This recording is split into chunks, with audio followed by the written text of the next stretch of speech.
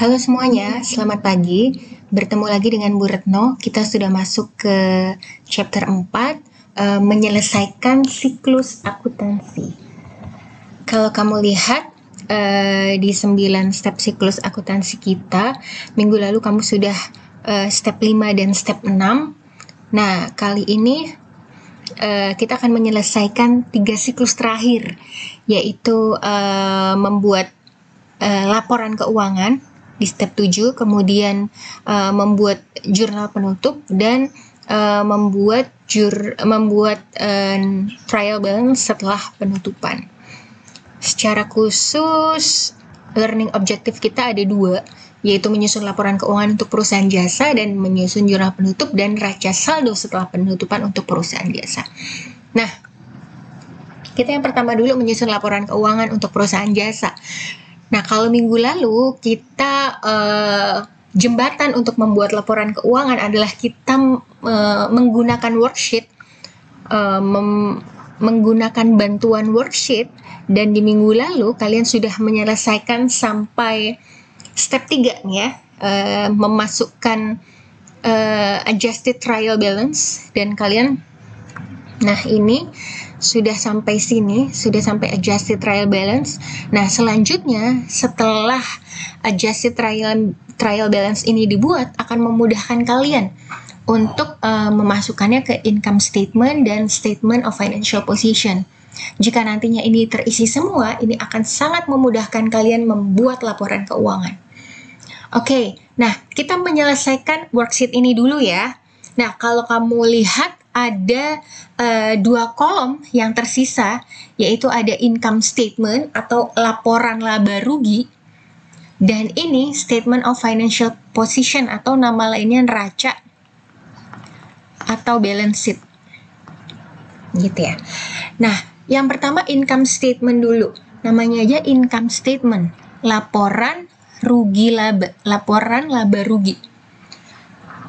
Nah, laporan laba rugi itu berarti akan berisi berapa sih net income yang dihasilkan oleh perusahaan. Ini kan ya, berapa net income-nya yang dihasilkan oleh perusahaan. Nah, net income itu didapat dari mana? Didapat dari revenue dikurangi dengan expense. Nah, that's why apa-apa yang kamu input di kolom income statement ini adalah segala yang berhubungan dengan revenue dan expense. Paham? Oke, nah sekarang kamu lihat revenue-nya mana aja. Nah, ini ada service revenue. Kemudian expense-nya mana aja? Ada salaries and wage expense, ada rent expense, supply, insurance, depreciation expense, interest expense. Nah, hati-hati ya, yang unearned service revenue itu bukan revenue, dia adalah liability.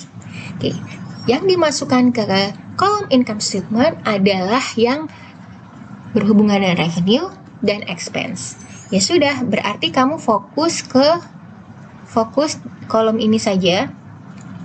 Kolom ini saja. Sekarang kita pindahkan.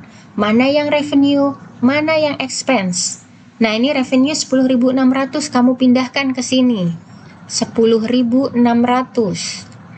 Kemudian rent expense di sini. Salaries expense ya, kamu pindahkan di sini. 5.200. Rent expense pindahkan di sini 900.